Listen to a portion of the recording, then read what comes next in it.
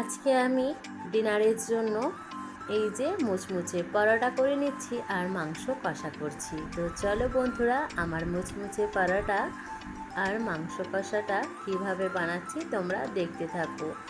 তো আসসালামু আলাইকুম এভরিওয়ান, কেমন আছো বন্ধুরা? ভালো আছো আশা করছি, তোমরা সকলেই ভালো আছো আর আমিও বেশ ভালো আছি। আমি সাবেরা লাইফস্টাইল তোমাদের সঙ্গে ফার্স্ট ব্লগ নিয়ে চলে এলাম। তো প্লিজ বন্ধুরা, যদি ভালো লেগে থাকে আমার চ্যানেলটিকে প্লিজ সাবস্ক্রাইব করে নেবেন। তো চলো আমি কিভাবে বানাচ্ছি তাহলে তোমরা দেখতে থাকো।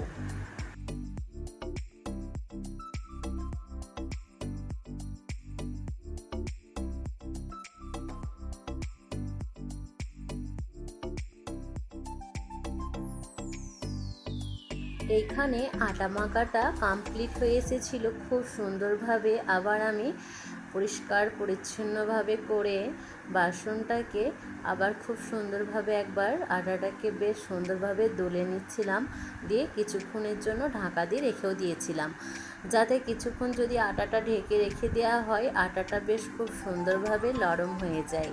তো চলো, নরম অনেকটা হয়ে গেছিলো, যেহেতু 15 মিনিটের মতো ঢাকা দিয়ে রেখেছিলাম।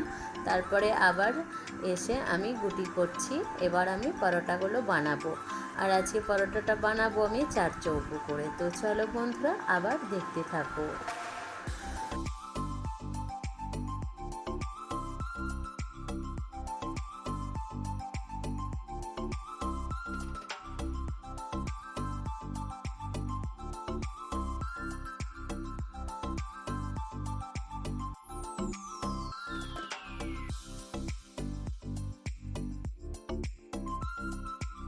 এই যে প্রথমে রুটির মতো করে বেলে নিয়েছিলাম, তারপরে উপর দিয়ে একটু হালকা তেল দিয়ে দিলাম, যাতে ভেতরে তেল দিয়ে পরোটাটা করলে কি বলো তো বন্ধুরা, বেশ খুব সুন্দরভাবে ফোলা ফোলা হয় আর বেশ খুব সুন্দর নরমও থাকে। তো চলো আমি এইভাবেই করতে থাকছি, তোমরা দেখতে থাকো। আর যদি তোমাদের ভালো লেগে থাকে প্লিজ একটা কমেন্ট করে জানিও। আর প্লিজ বন্ধুরা, ফার্স্ট ব্লগে তোমরা সবাই পাশে থেকো।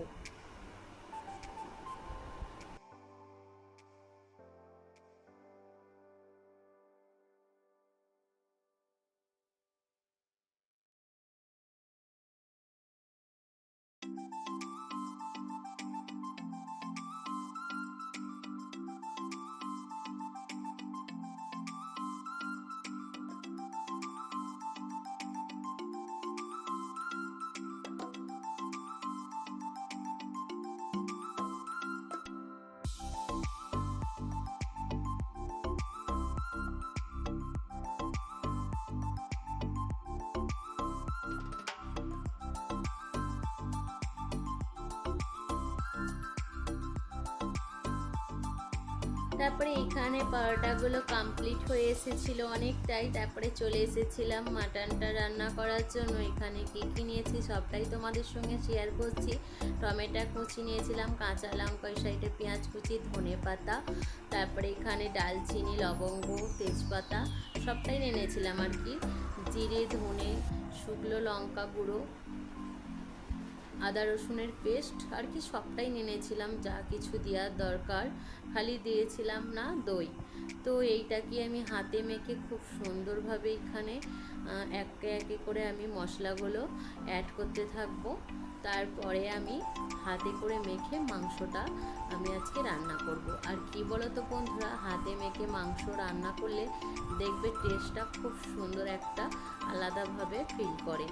আর যদি পেঁয়াজ লাল করে তার উপরে সব কিছু দিয়ে করা হয়, তার জন্য খুব সুন্দর টেস্টি হয় মাংস। তো সেই টেস্টিটা আলাদা ফিল করে।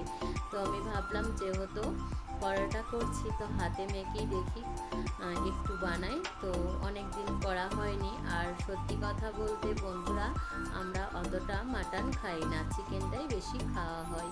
তো দেখো আমি কি করে বানাচ্ছি, তোমরা দেখতে থাকো। আবার আমি আসছি, পরে কথা বলবো।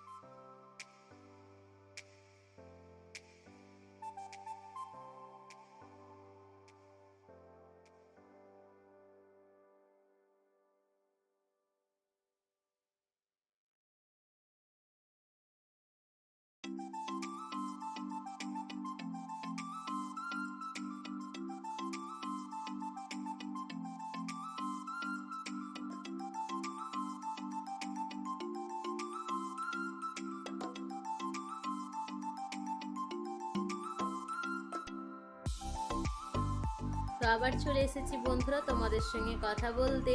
ওই সাইডে মাটনটাও বসিয়ে দিলাম, হাতে মেখে সব কিছু মশলা দিয়ে। তারপরে পরোটার ভাঁজগুলোও করে রেখেছিলাম। তারপরে পরোটাও চটজলদি এবার আমি সেঁকতে আরম্ভ করে দিয়েছি, যেহেতু অনেকটাই রাত হয়ে গেছে, ডিনার করার টাইমও হয়ে এসেছে।